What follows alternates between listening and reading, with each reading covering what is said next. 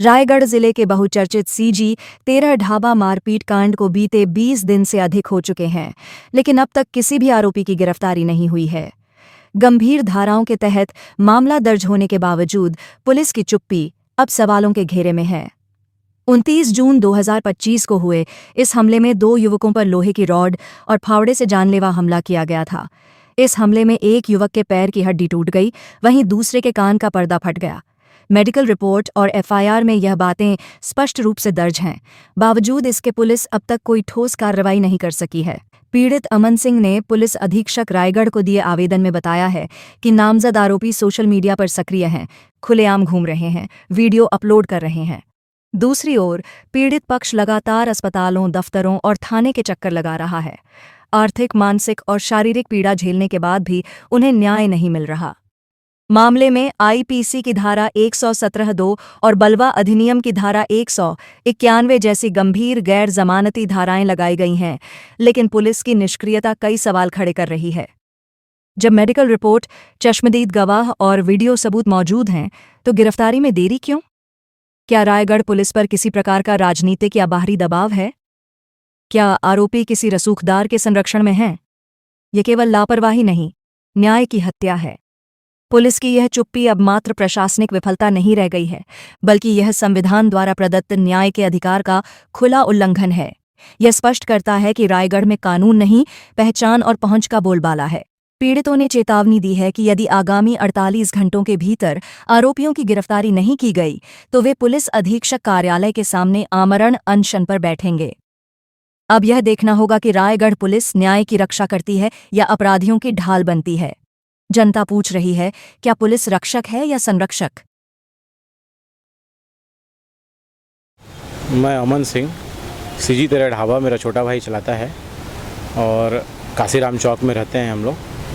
और 27 तारीख को हम लोग रथ यात्रा में गए हुए थे, तो 10-15 लोग ढाबे में घुसे और खाना पीना उन लोग अपनी मर्ज़ी से बनाए और स्टाफ को 19 रोटी, 2 किलो मटन, 1 फुल चावल बनवाए। 600 रुपये कुछ बिल हुआ।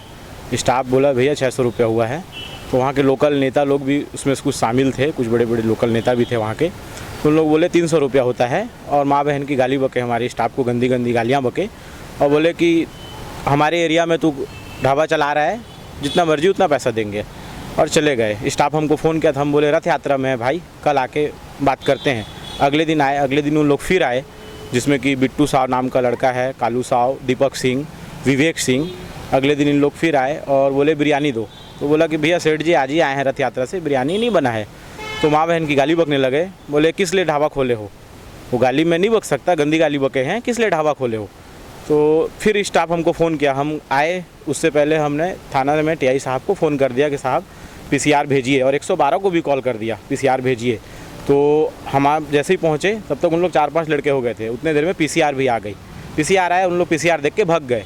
हमने सोचा लड़ाई ख़त्म, कोई बात नहीं, हो गई है। हम हाथ जोड़ के मना भी किए थे कि भैया हाथ जोड़ रहे हैं, आपको रेट समझ नहीं आ रहा है तो आप किसी और ढाबा में खा लीजिए, हमारे ढाबा का ये रेट है। तो उन लोग गाली गलौज करके पीसीआर आई, भाग गए उन लोग। अब छोटा भाई वही ढाबा में ही सोता है और दो स्टाफ भी ढाबा में ही सोते हैं। सुबह अगले दिन 29 तारीख को कम से कम 15 लोग ढाबा में घुसे। ढाबा में जो कोयला साफ़ करते हैं चूल्हा का, उसका फावड़ा, रॉड, उससे ताबड़तोड़ मार किए, बहुत मारे। मेरे छोटे भाई का पैर टूट गया और स्टाफ का यहाँ पास कमर से लेके पूरा सर वर में चोट लग गया। और फिर इतना देर में मेरा छोटा भाई बुलाया, भैया जल्दी आइए बचाने के लिए। वो कल रात वाले लड़के फिर आ गए हैं। मैं स्कूटी लेके हड़बड़ा के फिर पहुँचा। इतने देर में मैंने फिर से टीआई साहब को फ़ोन कर दिया कि साहब फिर से भेजिएगा पीसीआर। फिर से वो लड़के लोग आ गए हैं। उतना देर में मैं ढाबा पहुंच गया। ढाबा जैसे ही पहुंचा तो उसमें से जो 2-4 लड़के थे, अगले दिन रात को आए थे, माँ की गाली देते हुए बोले ये साला फिर से यही पुलिस बुलाया था कल रात को, इसको पहले मारो। सब ढाबा से बाहर निकले और मेरे को बहुत मारे। वीडियो में आप देख सकते हैं, सीसीटीवी कैमरा में कैद हुआ है।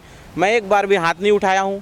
हर बार रिक्वेस्ट भाव में बोला हूँ, भैया मैं लड़ाई छुड़ाने आया हूँ, मेरे छोटे भाई को मत मारिए, आप लोग प्लीज़ मत मारिए। 15 लोग इतना मार मारे, मेरे कान का पर्दा फट गया।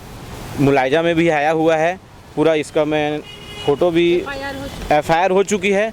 20 दिन भी हो गया है एफआईआर हुए, कोई गिरफ्तारी नहीं है। बिंदास घूम रहे हैं, मेरे घर के सामने से पार होते हैं, घूरते हैं मेरे को। मैं चौक में खड़े रहता हूँ, मेरे को घूरते हैं। फिर पूरा डर है। अकेला आप देखिए, आज मैं एसपी ऑफिस, कोई मेरे साथ नहीं है।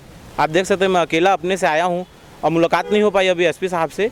4 बजे बुलाए हैं मेरे को, मैं एक बार 4 बजे फिर आऊँगा और गिरफ्तारी चाहिए मेरे को, क्योंकि 15 लोग आके छोटा सा ढाबा 900-1000 रुपये गल्ला होता है। मैं किसी प्रकार का कोई गलत काम नहीं करता ढाबा में, ना कुछ, सिर्फ दाल चावल बेचता हूँ। कभी भी आके कोई भी चेक कर सकता है। अब तो 20 दिन से बंद भी है, मेरा आजीविका का कोई साधन नहीं है। ढाबा डर में बंद रखे हैं, इतना ज़्यादा इन लोग दबाव बना के रखे हैं हमारे ऊपर, और बहुत सारे लोकल नेता भी उनके सपोर्ट में हैं। तो देखिए, न्याय की मांग करता हूँ मैं।